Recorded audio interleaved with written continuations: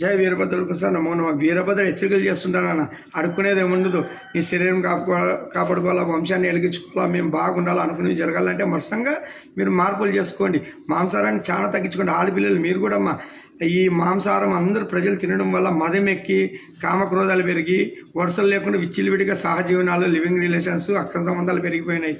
తర్వాత మదం ఎక్కి పిల్లలు కోపంతో వాడిని వేస్తాను, వీని వేస్తాను, వాడిని కొడతాను, వీని హంతకుల్లా తయారవుతున్నారంటే మీకు ఆ రాక్షసత్వం నిండుకుంటా అన్నమాట. చిన్నపిల్లలు కూడా గుడ్లు పెట్టకూడదు నాన్న. చిన్నపిల్లలు పెట్టి చిన్నపిల్లలు ఎట్లా తయారైనా మనం చూస్తున్నాము. చిన్న పెద్ద గౌరవం పోతున్నది. అన్నీ అప్పుడుండే గురువులకి ఎట్లా గౌరవం ఉంటుండే ఇప్పుడు ఎట్లుంటున్నారు. ఇవన్నీ మన రాక్షస ఆలోచన తెచ్చుకుంటున్నాం మనము. ఆవులు ఏం తినంత బలంగా ఉన్నాయి, ఏనుగులు ఏం తినంత బలంగా ఉన్నాయి, గుర్రాలు ఏం తినంత బలంగా ఉన్నాయి, అన్నీ దున్నపోతే ఏం తినంత బలంగా ఉండాలి. ఆకుకూరలు తిని బ్రహ్మాండంగా తయారైనాయి. మనం ఆ జీవాలు తిని మంచాలు ఎక్కుతున్నాం నాన్న. తస్మాత్ జాగ్రత్త. మీరు మీ శరీరాలు కాపాడుకోండి. వీరభద్ర హెచ్చరిక ఇది. రాబో రోజులు ఆయుష్లు